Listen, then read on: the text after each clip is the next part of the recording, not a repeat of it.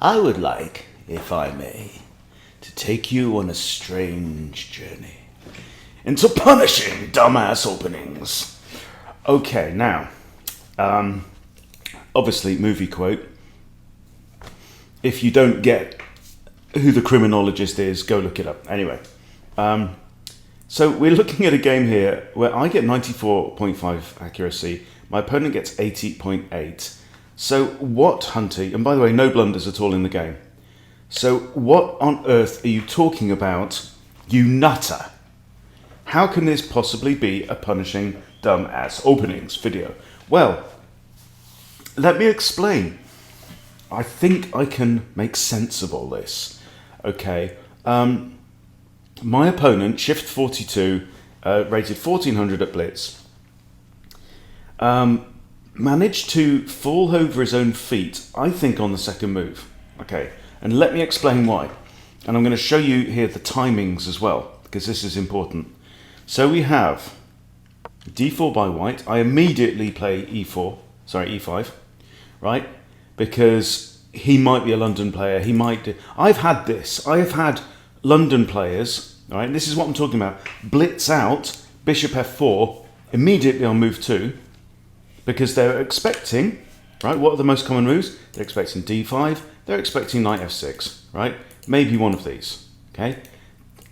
Nobody expects the England gambit, right?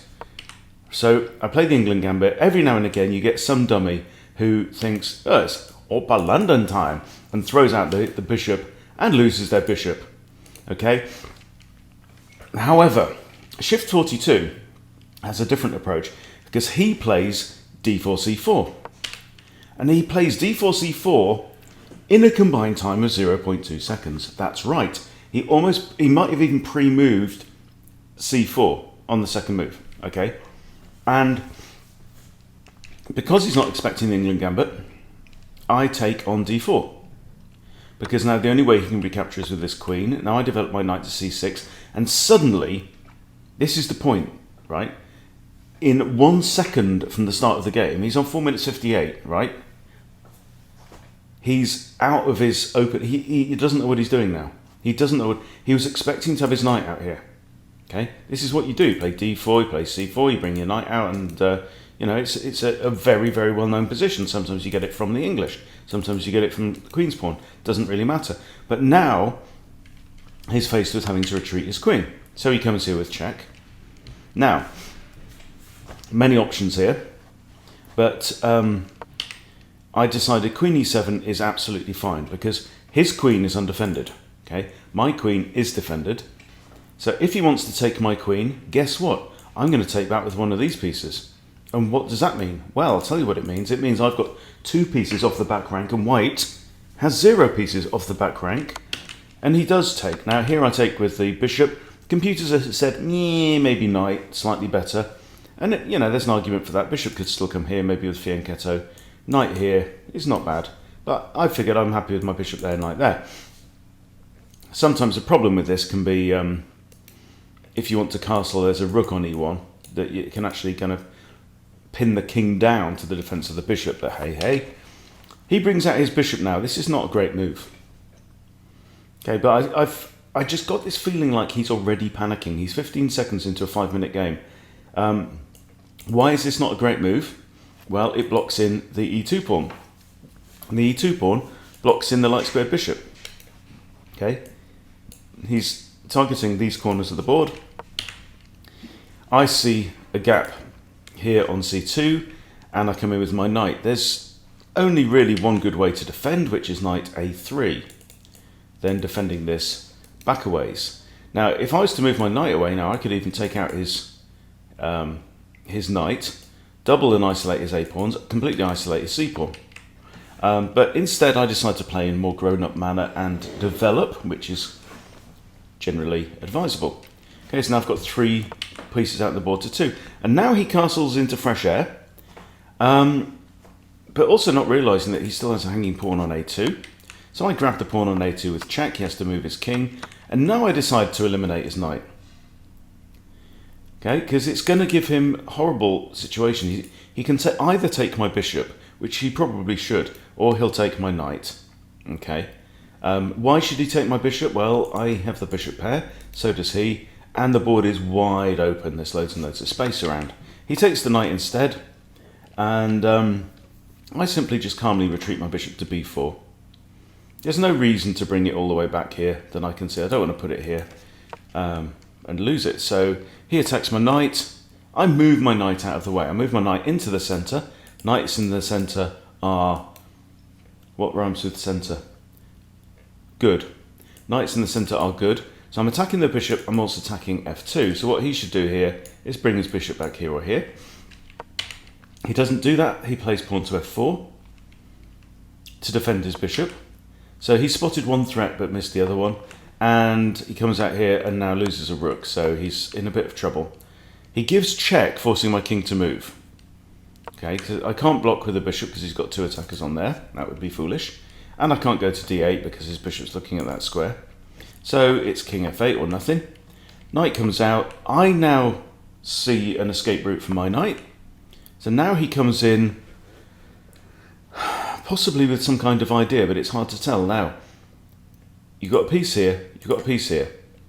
You should automatically go, huh, those pieces are two squares apart. I wonder if I have a pawn that I could just, right? Pawn f6. Oh no, that's a fork. That was silly. He retreats, I trade knights, I win his bishop. Okay, so now I've got two bishops and two rooks. He's got one bishop and one rook. And so I'm thinking, how am I going to get my light square? Bishop out into the board. This angle's as good as any. Target that pawn maybe. He pushes a pawn up, I fianchetto. I want to trade rooks, he's having none of it. I come back, hit his rook again, he's having none of it. I now decide I'm going to wriggle my king through here, because he hasn't got time to do anything about it. He could give check, but then I dive down to d8 anyway, and go on to enjoy my day. Getting the rook onto the open file. It's a principle. Attack the bishop, bishop moves. I push g6, so to defend h7.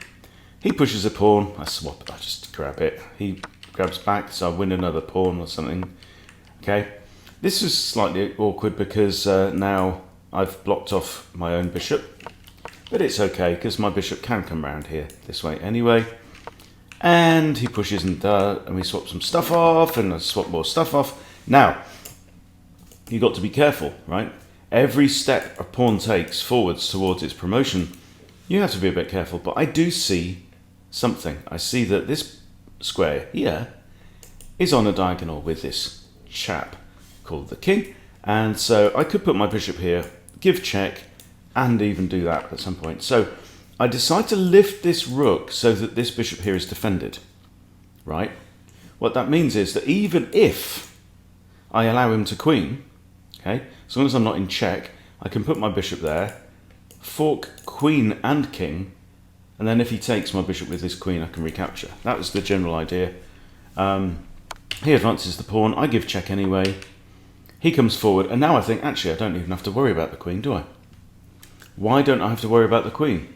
Well, I'll tell you for why. Because this bishop's covering this hidey hole here. And so we've got two completely open ranks here. And we've got a king out in the open. So bangity bang, and it's checkmate in two moves. And check this out. How my opponent gets away with 80.8 accuracy for that game, I have no idea.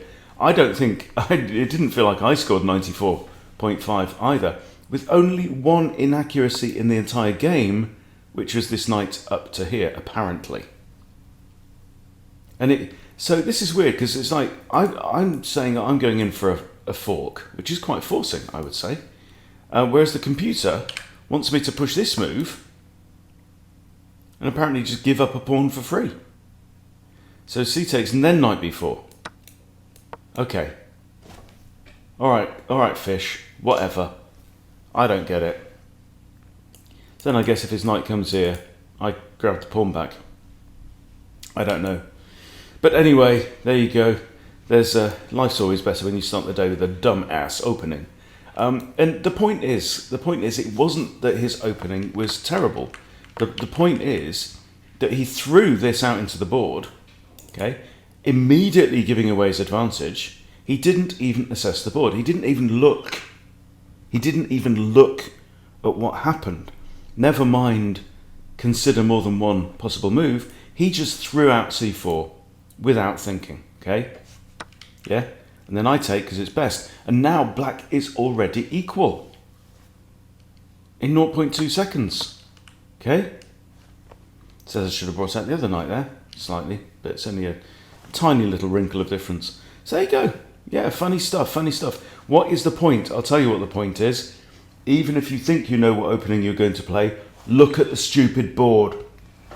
That's all I have to say about that. Okay, thanks for watching, guys. See you soon.